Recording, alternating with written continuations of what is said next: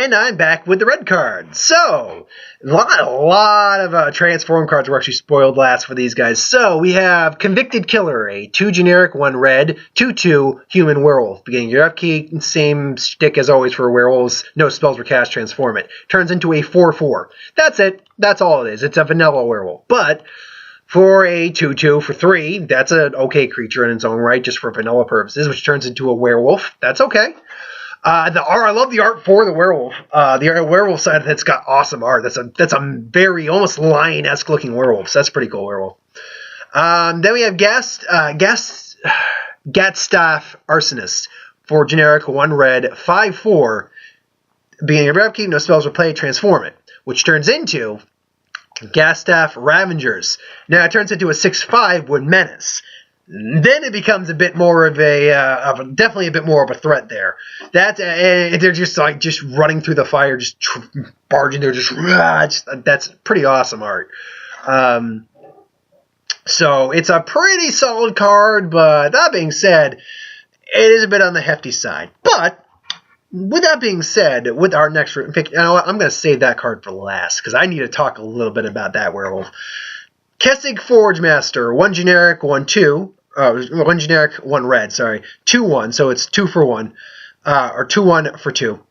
Whenever it becomes blocked or blocks a creature, or is blocked by a creature, deal 1 damage to that creature. And then if, same as before, transforms into a 3/2 Flameheart Werewolf.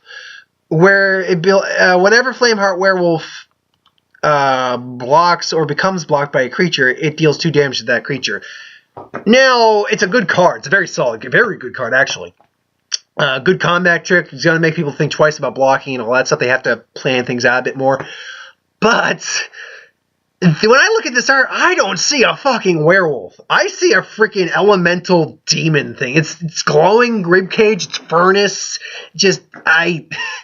No, it's kind of bad. No, it's kind of weird in terms of the art. I don't dig that art as much. It's cool art in terms of the overall look, but in terms of a werewolf, that's weird. Next, Skin Invasion. This is the one when I first saw the double-sided face card, the uncommon one.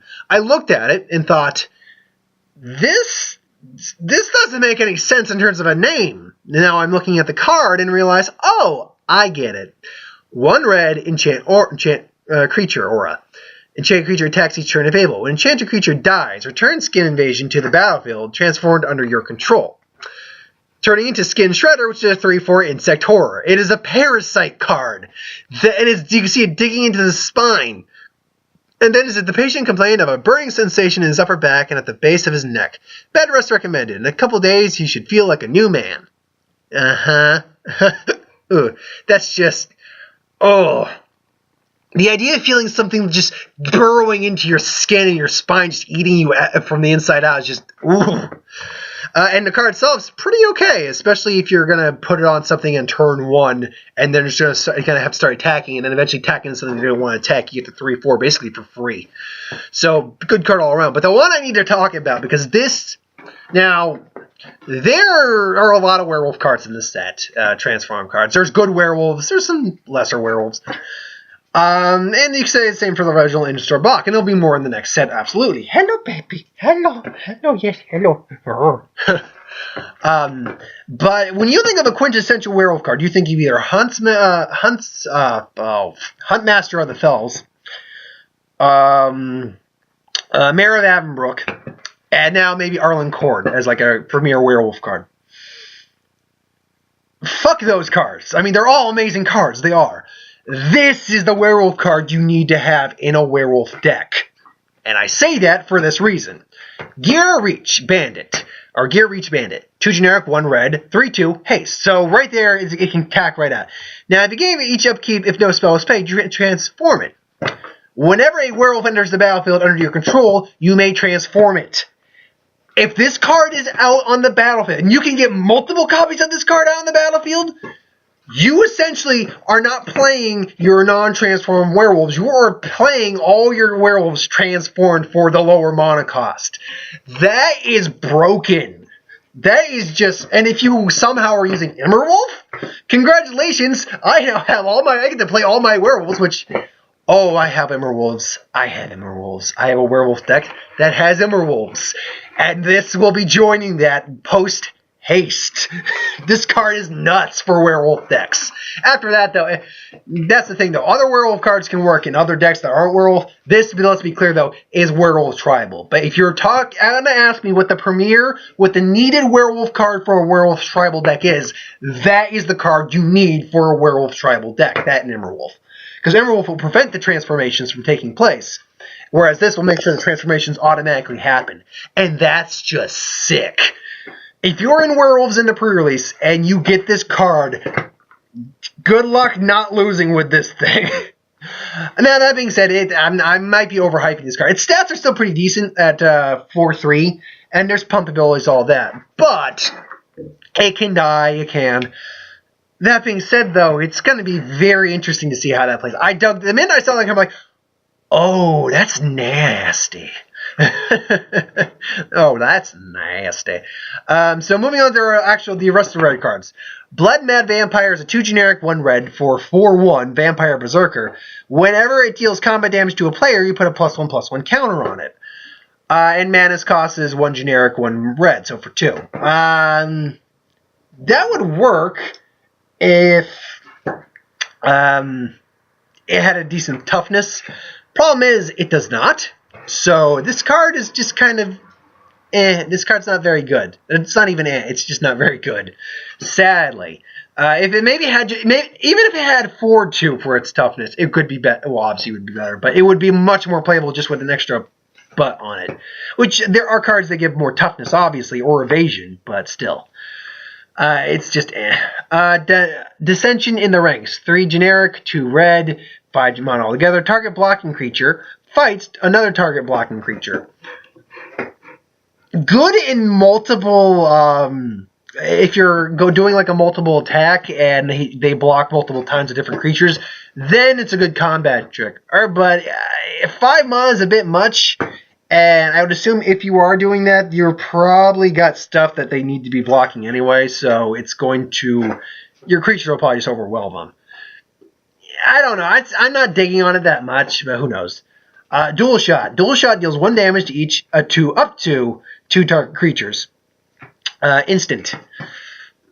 I like the flavor. Dual Shot, up to. But it's really just going to be good for pinging spirits or doing just that little extra bit of damage you need. Like when, say, this happens and they got to block. Ember-Eyed Wolf. 1 generic, 1 red, 1/2 haste. I think I actually talked about this card at one point. But 1 generic, 1 red, pay that, and you can give it +2 until the end of turn. It's turned into a 3/2. Yeah, I remember talking about that now. It's okay. It's fine. Talked about that. Geist Blast. It's all Ghostbusters-y. That's awesome. 2 generic, 1 green, a red. Instant. Deals 2 damage to target creature or player. And you may exile this from your graveyard. Copy target instant or sorcery spell you control. You may choose a new target for the copy. So that's actually kind of cool. That's definitely a late game effect. But it's kind of cool that you can pay something after you're done with this. And pay that to copy it again. You get twice the ability for just the cost of that. So that's actually pretty cool. Just make sure the spell you use it on is worth it. Howlpack Wolf, 2 generic, 1 red. The art looks, the art just looks weird. And I get the, okay, no, now I see how the art, because that's a werewolf sleigh, not the wolf sleigh. Okay, now it doesn't look as bad. But it's a 3/3 for 3. It can't block it just can't block unless you control another werewolf or wolf. So, and I like wolves and werewolves joined together for the common cause of the hunt. So it's not that it can't attack; it just can't block. So if you play a 3 for 3, it's going to be okay. You're going to attack with it anyway. Hulking Devil. It's a 5/2 4 mono altogether, 1 red, 3 generic devil. No effect, just a Hulking Devil, just brute force. It's okay. It'll fill a curve. It will. Or Curb, I believe the name is. Inner Struggle, 3 generic, 1 red. Instant. Target creature deals damage equal to its damage to itself equal to its what? Target creature deals damage to itself equal to its power. Now I know there are creatures in this set that you actually want dead, But I think you'd rather have it die in combat. I think the only use this has is if they say, no, I'm not going to kill it, I'm just going to pacify it or something along those lines. And you're like, nope, it's going in the graveyard. Bye. What? Why would you make cards like... As I said, you got to make bad cards to accentuate the good cards. I can see the use for this, though. That's the thing. It's just, it's so stupid of an effect. It's like, I'm going to fight myself. That's it. I'm just now picturing Jim Carrey. I want to replace this with Jim Carrey from Liar Liar and just see the guy come and say, what are you doing? Just have the flavor text be, what does it look like? I'm kicking my ass! Boom! Insolent Neonate. A 1 generic vampire, a 1 red vampire, 1/1, menace, discard a card, sacrifice it, and draw a card. Menace enabler, as I always say, and then you get card draw for that too. Plus menace, a 1/1 menace for 1. That'll actually, you can get that on turn 1. It'll actually give you at least a couple things of damage, so that's pretty good. Mad Prophet. This should be interesting. 3 generic, 1 red, human shaman, haste, looting ability, 2/2. So nothing's good, nothing amazing there. Okay, card. I have seen it, seen the end, seen the beginning of the end. Not death, no, transcendence. Man, oh man, I'm gonna enjoy. I can't wait to see where this story is really going, man. Magmatic Chasm, 1 generic, 1 red. Sorcery, creatures without flying can't block this turn. Okay, you're basically making all your stuff unblockable except flyers, more or less. That's okay. If they have flyers, this card's kind of is a moot point. So it's a conditional card, and I'm not a big fan of those cards. So just be careful if you use this. Malevolent Whispers. 3 generic, 1 red. Sorcery, gain control of target creature until the end of turn. Untap it, it gains +2/+0 and gains haste till the end of turn. You can pay it same madness cost as mana cost. I don't get that. Anyway. Because what would be the point then? I do love it. It's just the devil on your shoulder. That's basically, it's the devil on your shoulder. And plus, it's a damn good, it's one more than Active Treason, but it's far more powerful than Active Treason because it untaps, it gives +2/+0. That +2/+0 is a big thing. So I'm like when you can use it, for instance, on things like this. Pyrehound, 3 generic, 1 red, 2/3 trample. Whenever you cast an instant or sorcery spell, put a 1/1 counter on Pyrehound. It reminds me of, I have Kiln Fiend, I believe, which I believe is a 1/2 that if you pay, whenever you play a sorcery instant, it gains +3/+0. But it's got trample, it's bigger, and it has permanent increase. This is a solid card. I would have, honestly, realizing now how this card works, this card's actually probably going to go in my red-blue deck. It's only a common, too. There's no downside to this card. I'm actually looking at this card now and realizing that this card is actually pretty sick. Because there's a lot of one-costed cards in the set that are either sorcery or enchantment or instant. That means you can play like that's like the black card I mentioned in there. It's literally just 1 black mana, get rid of a creature card, 2/2 zombie, and 2 life. And look, I'll also make this a 3/4 with trample for now. Oh, this card's sick. I actually I love playing blue red, blue white. Blue green. Blue green's my bread and butter colors. But honestly, if I get the right cards, consider me green red. Consider me green red all the way, or green red blue, depending if I decide to splash. Reduce to Ashes, 4 generic, 1 red, sorcery. Reduce to Ashes deals 5 damage to target creature. They would be exiled if they die. Okay, it deals damage, it exiles.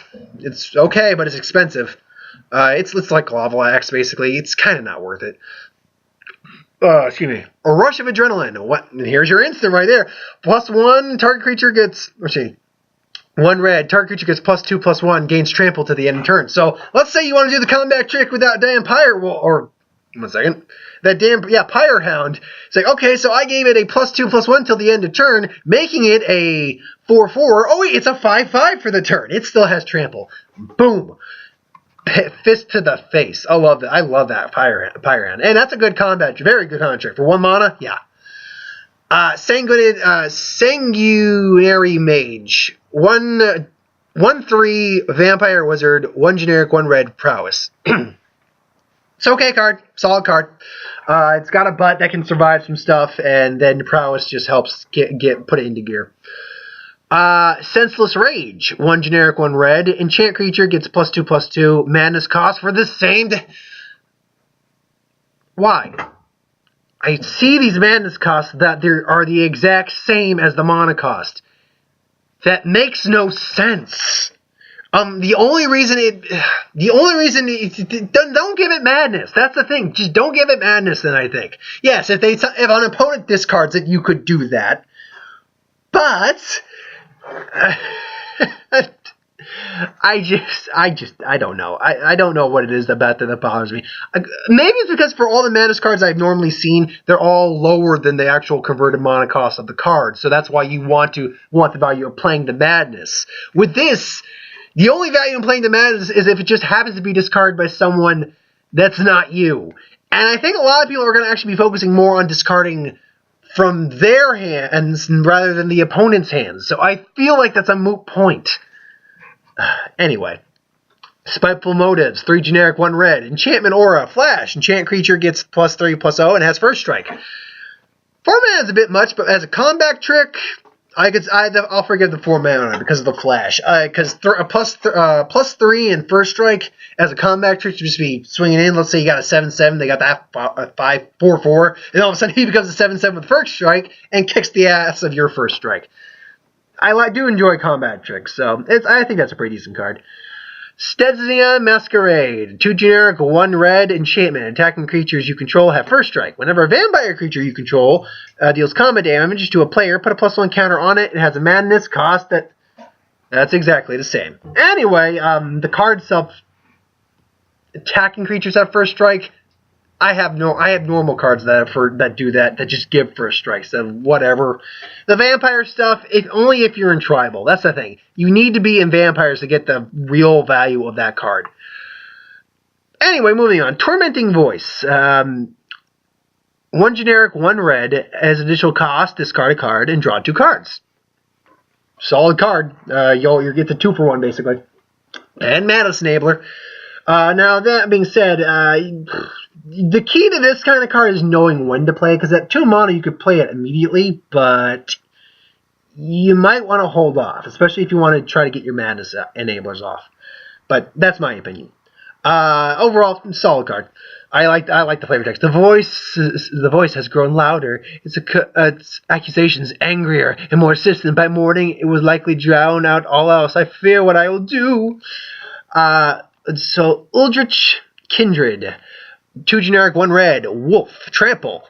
Pay 3 generic and 1 green. Target attacking wolf or werewolf gains indestructible at the end of turn, and it itself is a 3/2. So there's no downside to this card.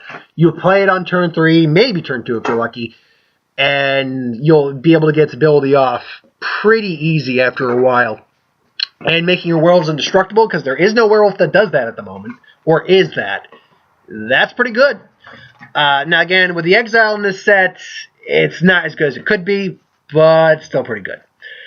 So I dig that glowing green eyes. That's what kind of gets you at this. Uncaged Fury, 2 generic, 1 red, instant. Target creature gets +1/+1, gains double strike to the end of turn. Solid combat trick. Double strike is one ability that people usually underrate, but I think is a underrated mechanic. It's powerful, but they tend to put it on the wrong creatures is the problem. Like that 2/2 wolf. It's a solid card, but I talked about that on a different show. Or different episode. It's a solid card, but yeah, it's just sort of eh. And then Voldaren Duelist. 3 generic, 1 green, haste. When Voldaren Duelist enters the battlefield, target creature can't block this turn. Okay, you'll basically get a quick unblockable for the turn. That's okay, I guess. It's fine. So yeah, that's all the red cards. I'll be back with my last video, which will be the green cards and the artifact cards. So, I'm sorry, don't know what that was about. So, thanks for watching.